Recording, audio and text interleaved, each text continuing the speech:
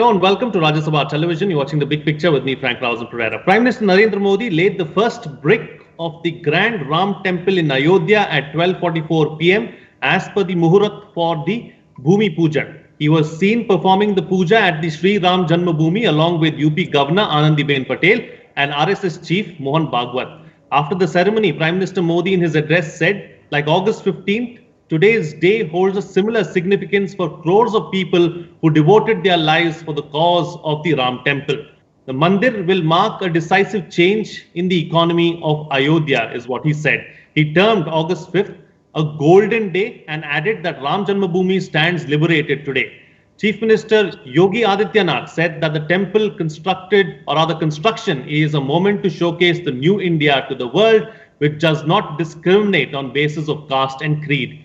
On this edition of The Big Picture, we will analyze the history and significance of the Ram Temple. Joining me on the program today are J. Sai Deepak, Advocate of the Supreme Court, Ashok Tandon, Senior Journalist, and Rajiv Malhotra, Author and Researcher. Thank you to all my guests for joining me on this edition of The Big Picture. Mr. Malhotra, I'd like to begin the program with you. Let's first try and understand the history of the issue and how did we come to where we are today? Well, Jai Shri Ram, and thank you for having me on this show. Ramayana is the world's first grand narrative. So let's get that right. Not just a grand narrative for India. At one point in time, it was a grand narrative for much of the world, certainly all across Asia. And this grand narrative of Ramayana lasted for several millennia. So there has never been a grand narrative covering such a large number of people, such a large population and geography, and for such a long period of time.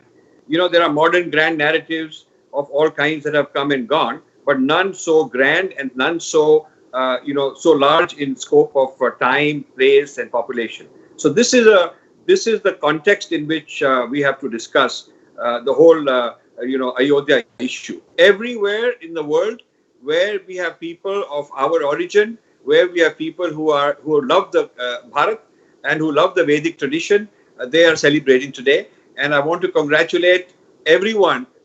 Can't name only a few people, but all sorts of people who played a role in making this happen. Some of them gave much of their lives towards this cause. And so it's indeed very delightful to be able to say, Jai Shri Ram. All right, Jai Sai Deepak, let me bring you to the picture now. All right, so let's talk about it from a legal perspective. It was a long drawn battle as far as the courts were concerned as well. Is it now a closed chapter? Legally, I think it's a closed chapter for all practical purposes, especially after the dismissal of the review petition by the Supreme Court. At least as far as this temple is concerned, I think it's a closed chapter. But for similarly placed sites, the observations of the Supreme Court may become relevant at some point in the future. So yes, to answer your question, as far as the Sri Ram Janmabhoomi is concerned, I think the closure has been achieved. But I think it's the beginning of a different chapter altogether. It perhaps marks the beginning of a new phase in Indian history, modern Indian history, including legal history. So let's see how that plays itself out. Okay, talking about taking this fight forward, what is the role going to be? What is your strategy going to be? Because you are, in a sense, a leader of this cause as far as the legal side is concerned. So, how are you looking at the road ahead? To be very, very honest, I think I'm playing the role of a squirrel in this entire movement. We are being led by some stalwarts, including Sri C.S. Vaidyanathan and others. I don't know if there is effectively a strategy in place for other sites, so to speak, but the biggest issue is the continued existence of the Places of Worship Act of 1991, which effectively comes in the way of reclamation of sites which are similarly placed to Ram Janmabhoomi, because there is no point in creating an exception only with respect to one kshetra and leaving other such occupied sites in occupation. So this is something that perhaps the Supreme Court may have to consider, because the Places of Worship Act is currently under challenge in a petition filed, challenging its constitutional vires. So while the Supreme Court has spent about 10 pages discussing this particular legislation as part of the Ram Janmabhoomi judgment, in my considered opinion as a legal practitioner, those opinions and those views are not binding, because that issue never arose for consideration in Ram Janmabhoomi. It was never an issue which was up for contestation or adjudication. So something that was never an issue for contestation cannot be deemed to have been decided by the court. So the legal principle is any and all observations made by the court in the name of commitment to secularism under the Constitution with respect to the Places of Worship Act, frankly, has no precedential value, and it remains as vulnerable to a constitutional challenge as it was before the judgment of 9th of November 2019. All right, so let's take the discussion forward now and bring in the aspect or the angle of politics too. Mr. Tandon, someone who's been covering politics and has been watching and these aspects very closely for a few decades now. What does this mean for the politics of our country? And this issue has been politicized highly over the years. What happens now? See, not only the legal aspect of this issue is closed forever, even the political issue, the politics over Ram Janmabhoomi, Babri Masjid dispute is also over. If you look around today, the messages which have come from a cross-section of political leaders, it has been accepted now, particularly the way Congress leaders have been, celebrating this particular occasion today and sending good wishes message and congratulating people. Kamal Nath sending a brick of silver, and also, Kejriwal also congratulating people. Priyanka Gandhi also congratulating people on this historic occasion. So I think for all practical purposes, the politics over Ram Temple issue is also now over.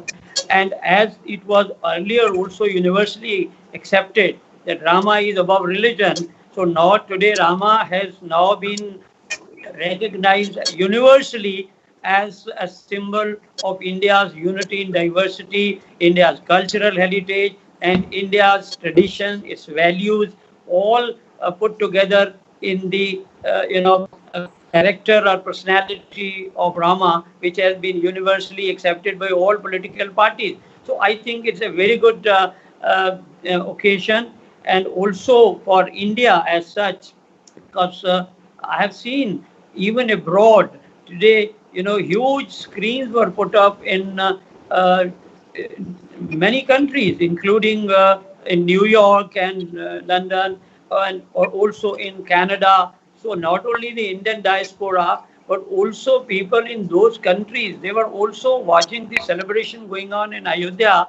So, and particularly when you talk of the Southeast Asian countries, which the Prime Minister also mentioned in his speech, I think it is the beginning of a new era of India's cultural identity being linked with the personality and aura of Lord Rama as a symbol of India's culture and cultural tradition and history, not related with any religion. And that is exactly what the Prime Minister and even Mohan Bhagwat, they were all emphasizing this particular aspect of Rama's identity. So in a way, I think there won't be any politics on this issue, even in the UP elections, apart from the fact that there may be apprehensions in the minds of some non-BJP political parties that once the temple is ready, and it may have its political impact, but I don't think one should be limiting today's occasion with only politics or electoral gains.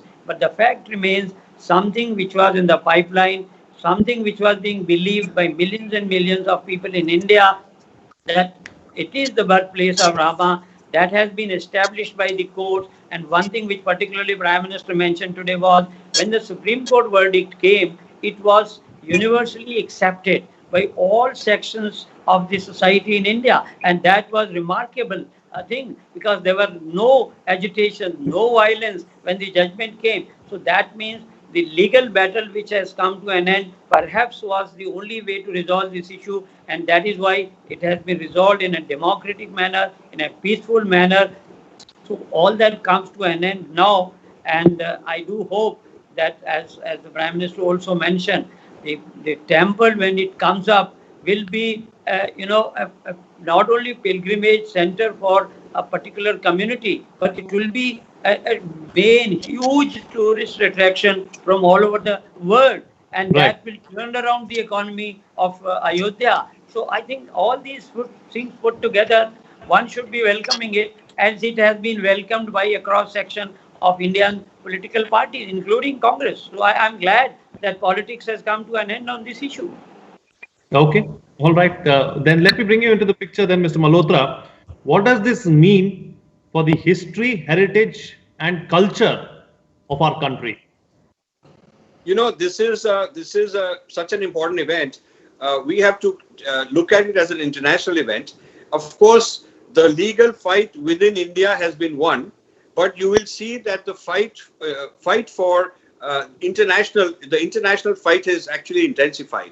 You will see that some of the Breaking India forces are now, every time India moves forward, every time India scores a victory for its culture, its heritage, its importance in the world, there are those forces that actually hit out. And so you're finding that the Breaking India forces outside of India are becoming hyperactive. There's a lot of agitation and a lot of protest and so on being galvanized. So people in India should be prepared for further action. There will be further action that will probably emanate from overseas. People will look for opportunities to get in the way. Even though the Indians are all united, which is fantastic for the first time in history, in recent history on this issue of Ayodhya, all over India, people are united. But I think this unity will be tested in the face of, Breaking India forces from overseas. I think India can have, in the modern era, after several hundreds of years, maybe after 1,000 years, it can have a unified sense of selfhood, who we are, what is our identity, and it can reinvent the idea of modernity. It can reinvent modernity in the context of the Ramayana story. So we have to bring the Ramayana story and with it the whole Vedic heritage into modernity and bringing it in the context of modern science, and modern social thought, modern political thought. So we have to reimagine everything from our constitution to the education system to governance, both the Rashtra and the Rajya, in the context of the story of Ram. India, as it was done in 47, was a product of a different thinking. And that was the Nehruvian thinking. That was a lot of British ideas of who we ought to be. We were happy to just get any independence and be together. Patel made a lot of he did a lot of work to bring the country together, all the princes and so on. So that was one project of bringing India together. Now I think a different kind of project has to start, where it is going even deeper, not just political and legal independence, but also intellectual decolonization. The whole idea of intellectual decolonization, decolonizing our history books, and the rest of our thought, that has to begin now. So that is what I feel is the significance of what is happening today. All right. Jesai Deepak, I think there is consensus as far as this particular panel is concerned that there has been consensus on the building of the Ram temple as well, and cutting across party lines, everyone has accepted the Supreme Court's verdict, and we've not seen any protests or any kind of angst really as far as people are concerned. But then there are some who say that this is a classic case of majoritarianism and it's the end of the Indian Republic. Your thoughts? So I'd like to build on the thoughts of Mr. Rajiv Malhotra on this particular issue, because there is an important strand that he has touched upon which is very, very relevant. See, I think it's time that we start looking at this issue entirely from the standpoint of communal politics, because you see, every issue which has a religious hue is bound to find some political takers somewhere or the other, and somebody is bound to benefit from it.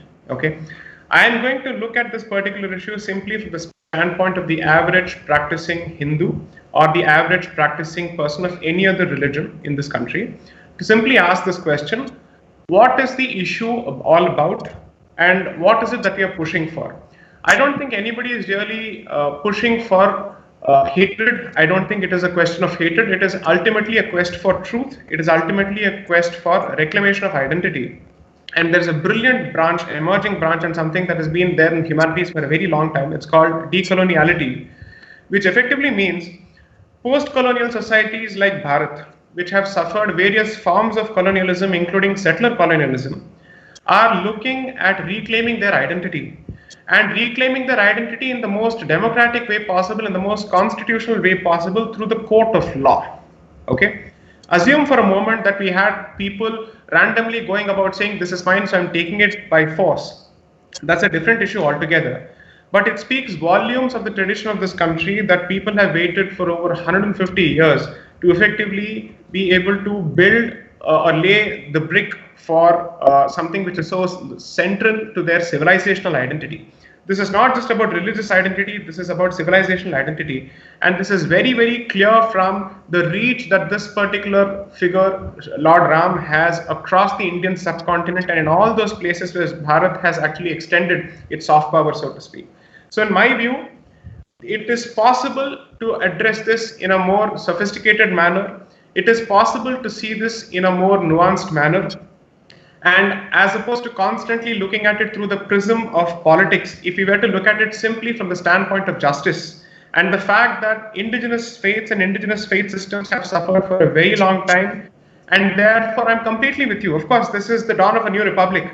For all practical purposes, I've been very clear about this. India is gradually doing away with and jettisoning the Nehruvian vision of the Indian Republic, okay, which I don't think is the constitutional vision of the Indian Republic at all. The Nehruvian vision is a different vision altogether. It's a different school of thought altogether. That's not the same as saying that it's a constitutional school of thought. The Constitution is fundamentally a civilizational document. The Nehruvian vision is a very different approach to the Indian position altogether.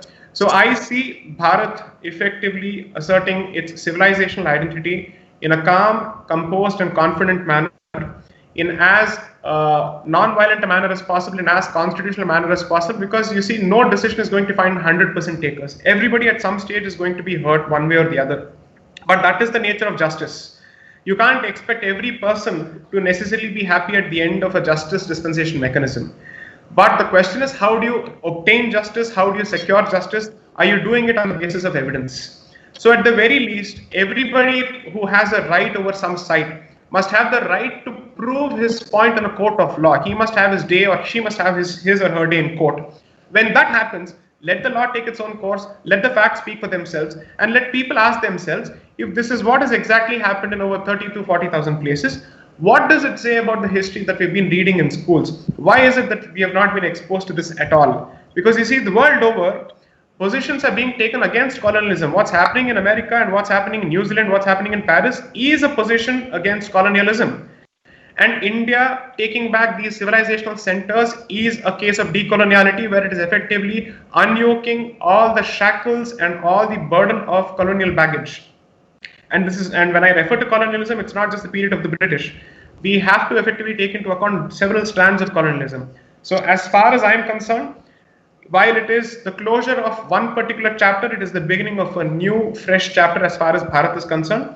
And I hope at least now we are able to have discussions on these issues, on very sensitive issues and delicate issues, in a truthful manner and in an honest manner and in a civilized manner which befits us as inheritors of this glorious civilization. If we are able to do that, I think this generation will at least see some form of truth and reconciliation without necessarily fostering or fomenting xenophobia. That is something that's very, very important, because everybody belongs to this country. Our idea is to ensure how do we strike a balance between securing justice and not alienating anyone. That's the simple thing. And I think that's possible if this discussion comes from within the society, because if this discussion is a top-down approach, then a lot of people with vested interests are bound to push it one way or the other.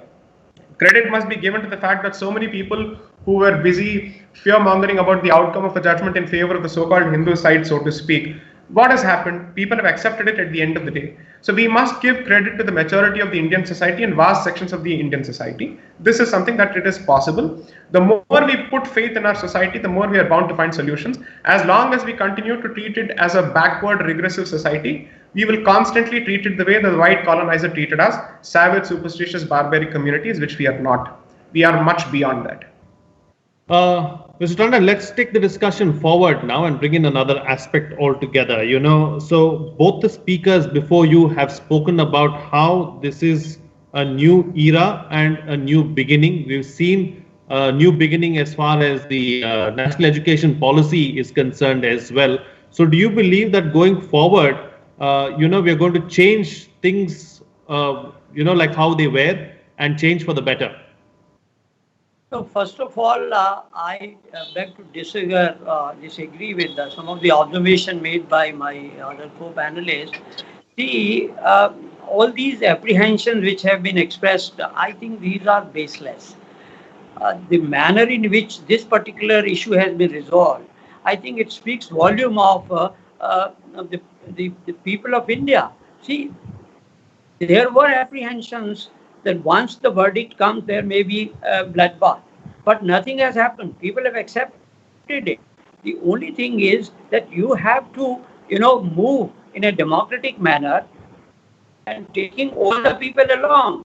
So I think the beginning of a new era of an inclusive development has started. So the present day Indian leadership also have to work in tandem with all the sections. So I don't think that anything wrong is being done or wrong will be done in future. So I think we should have confidence in ourselves, in our democratic system, and more so in the people of India. And all kinds of apprehension has been put to rest by one particular step which we have moved forward today. So therefore, I think whether it is changes in education policy, all have to be, in consultation with the stakeholders. And they all want an inclusive growth, development of all sections of the society. And therefore, I don't see anything going wrong in India in future. There is no question of people doubting the integrity of the rulers today, whether even that's why I gave the example. How come the BJP, which was an untouchable politically on the issue of Ram Janmabhoomi and Article 370, is no longer untouchable? All its allies have welcomed 370 abrogation. They have accepted it.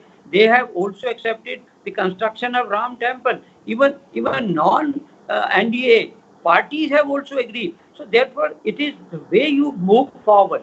It's the way you approach issues in a democratic manner, taking all the stakeholders together. So I think we have a bright future. Indian democracy has a bright future, and especially India has a vibrant media. India has an independent judiciary. So even criticism of certain issues by the Indian media also has to be taken in stride. So I think we should have a very positive approach about the future of India, Indian democracy. It has taken deep root, and that is why today's Prime Minister, when he was talking, he said, I am intentionally using the word that Lord Rama's temple will be a symbol of India's heritage, India's culture, India's tradition as a modern monument. All right, now it's time to get closing comments from all the guests with the best way forward, starting first with you, Mr. Malhotra. So I would like to suggest that the Archaeological Survey of India should learn from a whole field called biblical archaeology, where they go to all the sites in the Middle East, reference in the Bible, and interpret the findings through the writing of the Bible to make a narrative, actually physical narrative corresponding to the written narrative. The same way, I think there should be a Ramayana archaeology, where all the sites referenced in the Ramayana should be properly studied archaeologically. Points taken. All right, J. Sai Deepak, best way forward. So I think what changed the tide as far as the Ram Janmabhoomi matter is concerned is the excavation that was ordered by the Allahabad High Court, which effectively established that there was more than an element of truth to the contentions and the claim of the Hindu side, so to speak. So if the government wants to take an informed position with respect to other religious sites, including sites which are covered with the Places of Worship Act, at the very least what the government can do is to undertake or direct the ASI to undertake excavations in all these claimed areas to see if there is some kind of a basis to the claim that is being made. Based on that particular finding, the government could perhaps repeal the Places of Worship Act 1991, and as opposed to having multiple protracted legal battles going on in different courts, a Truth and Reconciliation Committee can be set up, on the basis of which it's possible to hand over those sites which are the subject of contention to communities which own those sites originally and which have a basis to claim those sites. And the Supreme Court's model of donating land to communities which have established their sites subsequently can be adopted for the purposes of ensuring communal harmony. So you can combine certain aspects of the way forward shown by the Supreme Court with respect to repossession as well as donating land or contributing land to the other community, and using the model which was set forth by the Allahabad High Court to use excavations and solid evidence to back claims. That way we can have a much more informed discussion. At the very least, then you can take this issue from the realm of myth, from the realm of legend to the realm of fact, to the realm of history. That is something that can be done. And Mr. Tandon, close the show for us with the concluding remarks. I think all Indians and people of Indian origin all over the world should celebrate today's occasion as a mark of India's unity in diversity. India having a tradition of a civilization which has all been symbolized in today's event. And I don't think we should be deviating from the subject and talking about all other issues. Today is the day to mark a new chapter in the history of India, where a modern India will be built on the principles and ideals of Lord Rama, which were universally accepted, and therefore it talks of democracy, it talks of inclusiveness, it talks of maintaining your identity, cultural and heritage. So all that Lord Rama has been universally accepted as a symbol of India's unity, diversity, India's culture. So let's celebrate that, because no questions have been raised about it. All political parties in India are one on this issue. And even universally also we see, and not only people of Indian origin, but even people in places like Bangladesh, Malaysia, Thailand, all these, even I will not be surprised that even today's event must have been watched by millions even in Pakistan. Because I remember when we went to Pakistan, we were given a coffee table book and it said Lahore, named after the son of legend Lord Rama. And they acknowledge all these things. These are universally accepted things that Indian culture, Rama identifies Indian culture and Indian tradition and Indian civilization value. So let's celebrate that and leave other issues aside. All right, let's celebrate the day and leave everything else aside. We'll leave it for another day is what Mr. Tandon is suggesting. On that note, I'll call it a wrap on this edition of The Big Picture. Thank you to all my guests for joining me on the program and putting things into perspective for us. What's coming out of this discussion is that the Ram Temple issue is a closed chapter as far as the courts and as far as politics in the country are concerned as well, is what the panelists are suggesting. It's a new beginning. It's a new era, and let's celebrate the day. With that, it's a wrap. See you again next time.